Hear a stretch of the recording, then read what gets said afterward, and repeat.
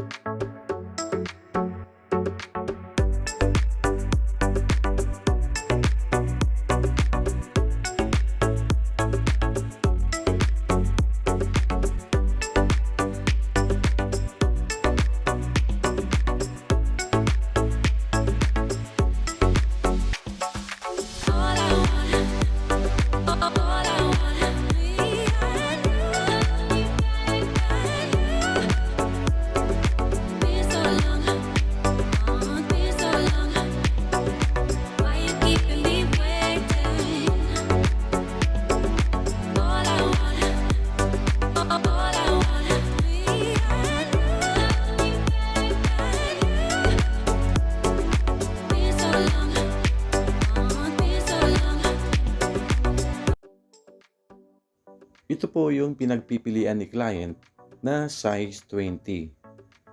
Ito pong T37 Ultra na gloss silver. Tapos ito pong gunmetal machine. So yan yung pinagpipilian niyang dalawa sa T37. Tapos ito pong Black Mamba Helix. Ang gusto ni client, malinis tignan, para siyang VIP look. So ang napili po niya, ito pong T37 na gloss silver. Tapos ang ilalagay po nating gulong, ang gusto po niya yung highway terrain lang po. So ito po yung gulong na ilalagay po natin. Ang brand po nito, V-Rubber size 265/50R20. Yung tread pattern nito, hawig po siya sa Nitto 420S. Tapos made in Thailand. Ito yung gusto ni client, highway terrain. Ayaw niya kasi ng aggressive po yung tread pattern. Kasi ang gusto ni client, maging malinis lang tignan. Ito pong Montero nila. Ito po, i-unbox na po natin. Ito pong TE37. Ang specs po nito, 20/9.5. Tapos yung offset, plus 20. Ayaw din po kasi ni client na malaki yung labas dun sa fender. Actually po, ang gusto ni client, yung pumantay lang po dun sa fender. Yung ganitong specs, pagdating sa Montero, halos pantay lang po siya sa fender. Ngayon, pag nilagay po natin siya sa mga Ford Everest, Ford Ranger, lalabas po siya ng 1.5 inches sa fender. So, depende pa rin sa sasakyan. So, ito po, na-mount na po natin yung gulong dito po sa mags. Ito po, lalagyan na po natin siya ng hangin. Tapos, ang ilalagay po natin, 32 PSI, harap at likod. Tapos, i-wheel balance na natin siya. Lalagyan natin siya ng mga tingga para mag 0-0 po siya. Para pagdating sa high speed, wala po siyang vibration at wiggle.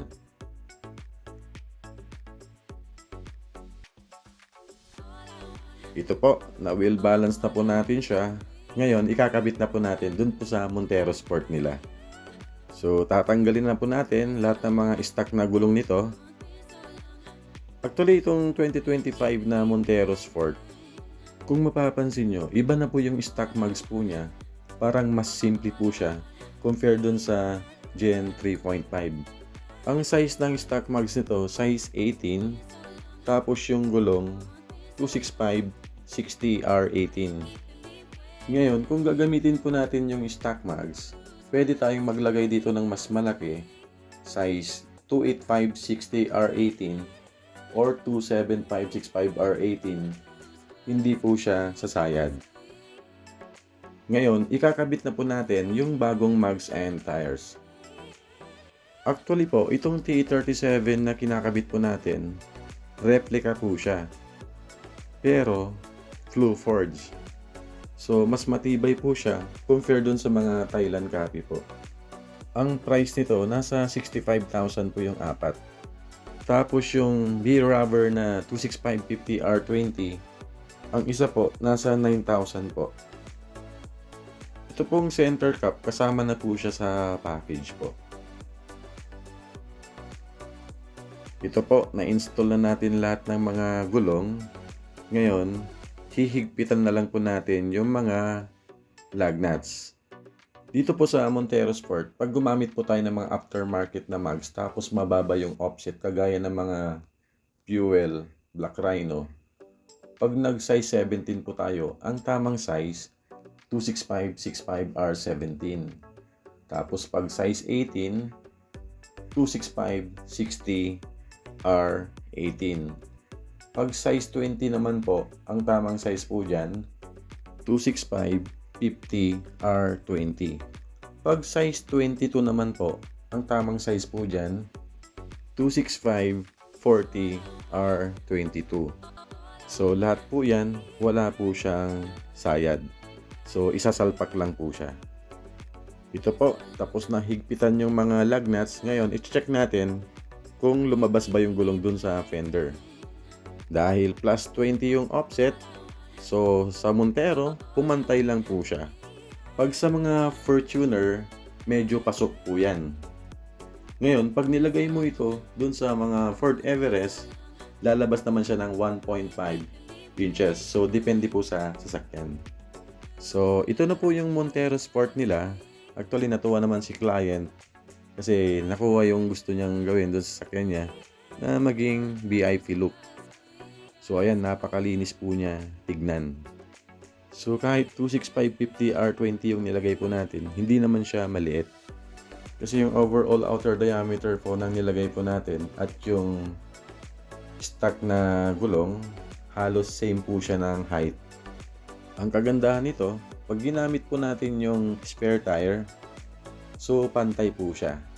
So hindi siya nakatabingi. So ito po yung Montero Sport nila na nilagyan po natin ng T37 Ultra na size 20. Tapos V-rubber na tires na 265/50R20. Ayan po, napakalinis niyang tignan. Bagay na bagay po. Siya nga pala, ito pong R&H Tire Supply dito po sa Fairview branch, baka i-relocate ng area. Pero dito lang naman sa Commonwealth. So mag-a-update po ako kung matuloy po siya. Kung mayroon kayong mga katanungan, mga inquiries, pwede nyong i-comment po dito sa baba or i-message po kami sa aming Facebook page, R&H Tire Supply. So hanggang dito na lang po ang video na to. Kung nagustuhan mo ang video na to, please like and subscribe. Ride safe guys! Bye!